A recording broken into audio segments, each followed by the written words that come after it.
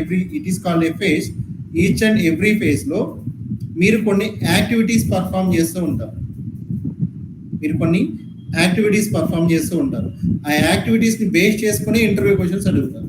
So first మిమ్మల్ని వాడు అడిగేది ఏంటంటే, what are your roles and responsibilities, explain about your role and your responsibilities within your team అని అడుగుతారు. Within your team. దాని తర్వాతే వాళ్ళు నెక్స్ట్ ఇంటర్వ్యూ క్వశ్చన్కి వెళ్తారు. First tell me about yourself అని అడుగుతారు. Then they will ask you about your roles and responsibilities. అడుగుతారు. సో ఇక్కడ మీకు కనిపించేవన్నీ మీ రెస్పాన్సిబిలిటీస్ యాజ్ ఎ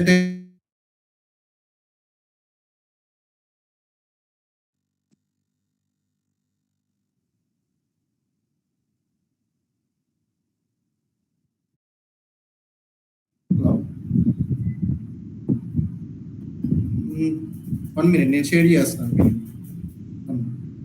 కనెక్ట్ అవ్వండి, షేర్ చేస్తాను.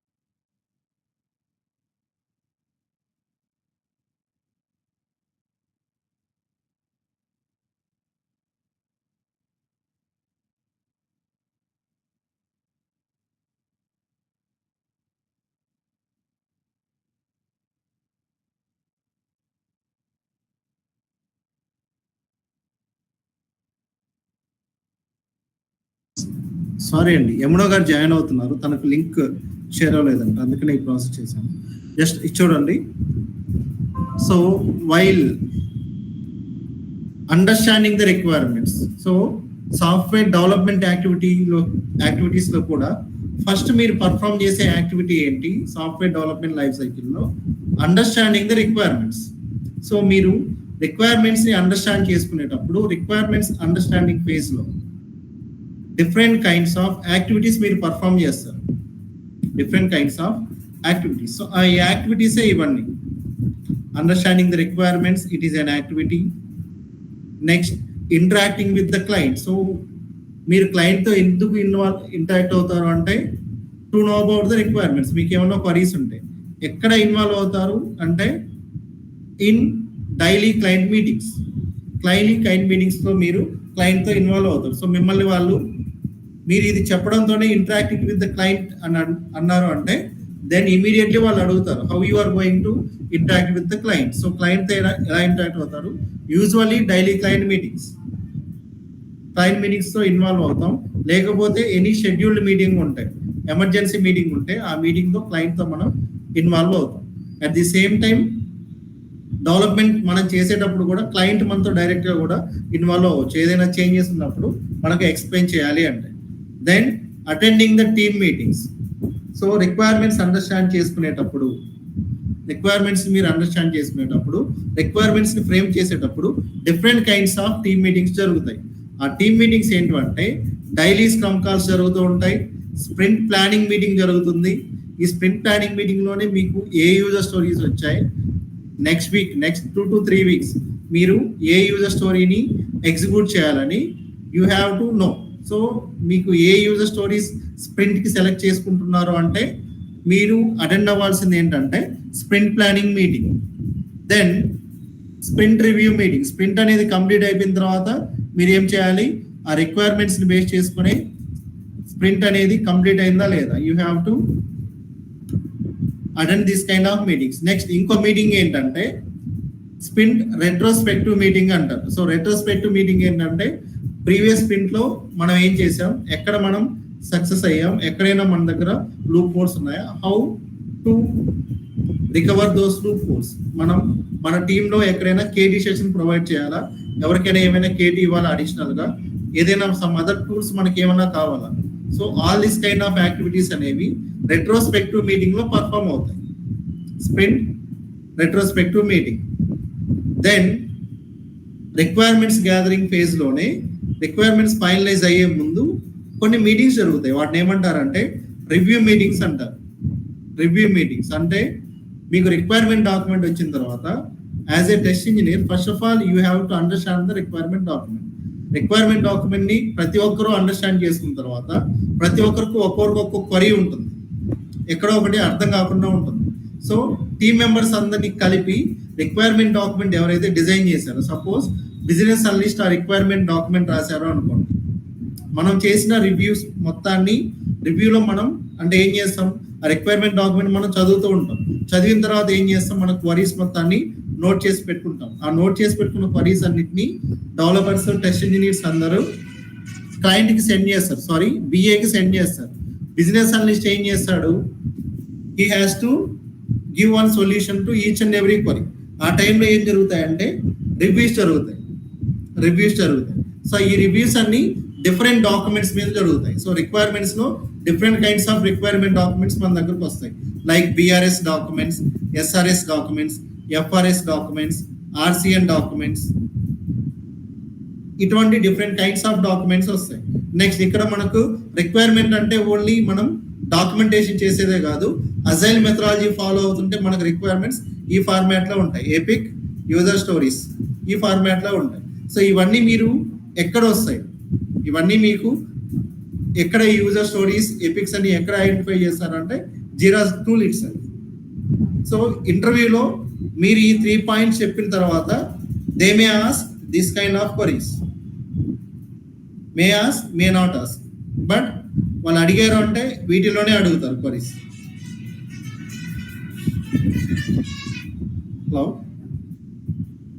నీ క్లాస్లో ఉన్నాను, మళ్ళీ చేస్తాను. నేను 9కి వస్తాను, 10:30కి వస్తాను.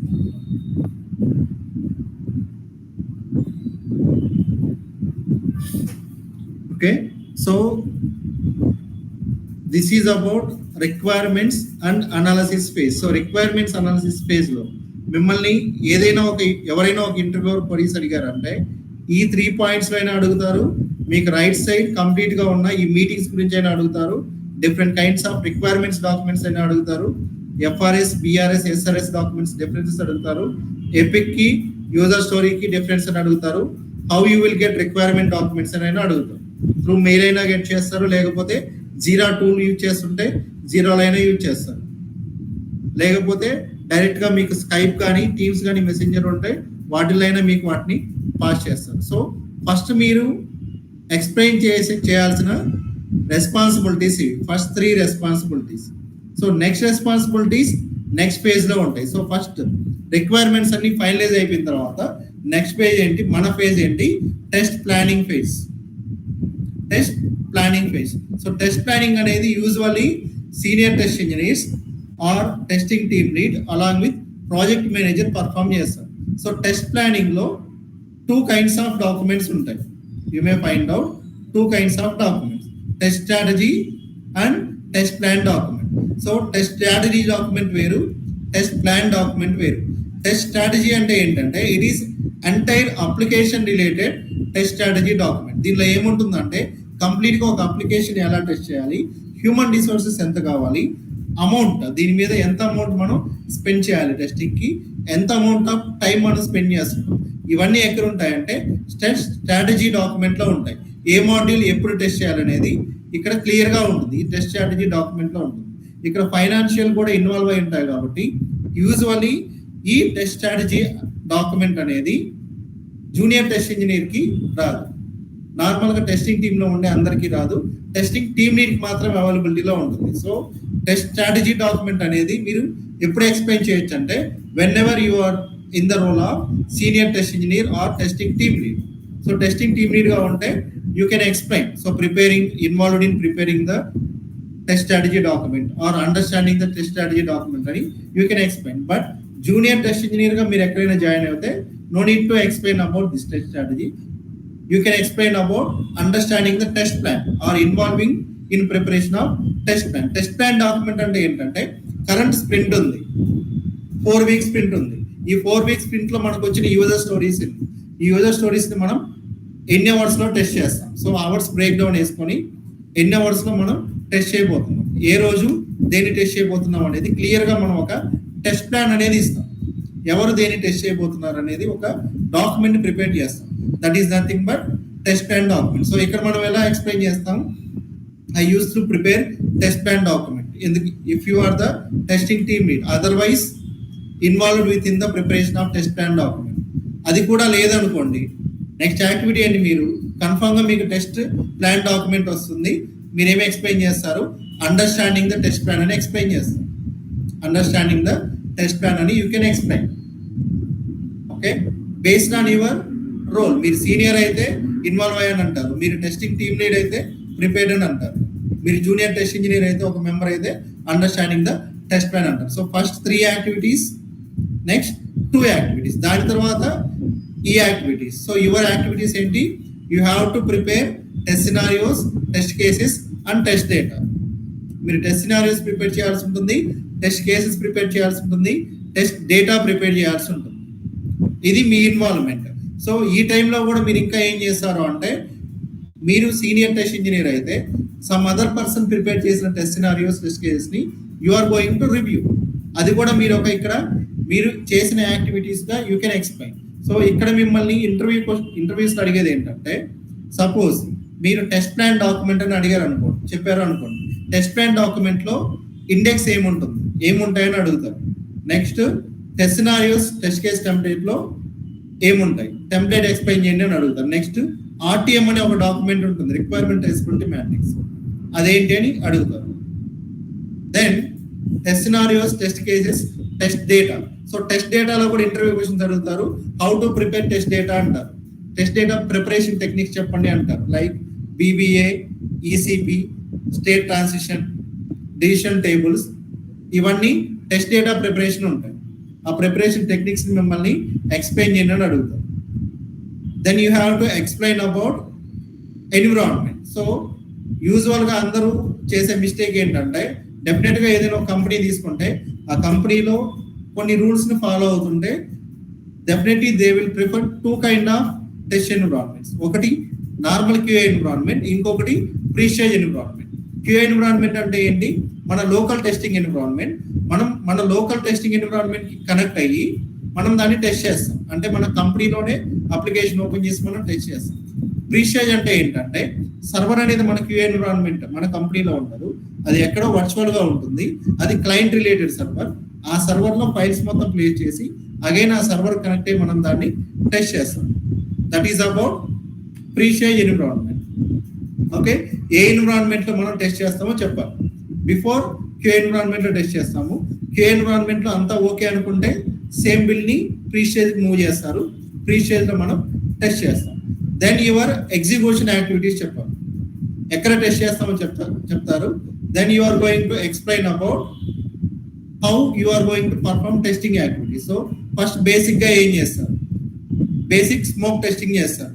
అది అయిపోయిన తర్వాత ఏం చేస్తారు, స్మోక్ టెస్టింగ్ సక్సెస్ అయితే ఏం చేస్తారు, నెక్స్ట్ మీరు ప్రిపేర్ చేసిన టెస్ట్ సినారియోస్, టెస్ట్ కేసెస్ ని 1 by 1 మీరు ఎగ్జిక్యూట్ చేసుకుంటూ వెళ్తారు, 1 by 1 ఎగ్జిక్యూట్ చేసుకుంటూ వెళ్తారు. అది మీరు ఎక్స్ప్లెయిన్ చేయాలి. దెన్ ఏదైనా డిఫెక్ట్స్ రైజ్ అయితే డిఫెక్ట్స్ ని వాళ్ళకి రిపోర్ట్ చేస్తారు, టెక్స్ట్ ఎగ్జిక్యూషన్ లోనే రిపోర్ట్ చేస్తారు. రిపోర్ట్ చేసిన తర్వాత ఏం చేస్తారు?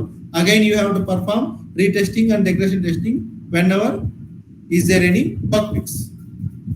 దెన్ ఇవన్నీ అయిపోయిన తర్వాత you have to perform exploratory and ad hoc testings also. ఇవన్నీ different kinds of testing levels. Functionality testings అన్ని అయిపోయిన తర్వాత, ఫంక్షనల్ టెస్ట్ కేసెస్ అన్ని ఎగ్జిక్యూట్ చేసిన తర్వాత మనం పర్ఫార్మ్ చేసే టెస్టింగ్స్ ఇవి. సో ఫైనల్ గా మనం ఏం చేస్తాం? శానిటీ కూడా పర్ఫార్మ్ చేస్తాం.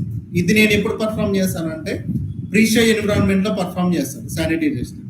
సమ్ కంపెనీస్ ఏం చేస్తాయంటే వెన్ ఎవర్ ఏదైనా చేంజ్ ఉంటే, అప్లికేషన్ లో ఏదైనా చేంజ్ ఉంటే వెంటనే వాళ్ళు శానిటీ టెస్టింగ్ అనేది చేస్తారు. Then involving in user acceptance testing along with the client. So మీరు ఏం చేస్తారు? క్లయింట్ కి అప్లికేషన్ ని రిలీజ్ చేసిన తర్వాత ప్రీస్టేజ్ ఎన్విరాన్మెంట్ లో కూడా మీరు క్లయింట్ కి హెల్ప్ చేస్తారు టెస్టింగ్ చేసుకోవడానికి.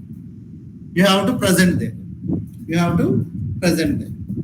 సో ఇవి మీ activities test execution. So defect reporting లో ఏం చేస్తారు? డిఫెక్ట్స్ నోట్ చేస్తారు, డిఫెక్ట్స్ ని రిపోర్ట్ చేస్తారు. డిఫెక్ట్ రిపోర్టింగ్ లో మీకు ఏముంటాయి? ఇంటర్వ్యూ క్వశ్చన్స్ వీటి మీద ఉంటాయి. డిఫెక్ట్ రిపోర్టింగ్ లైఫ్ సైకిల్ ఏంటంటే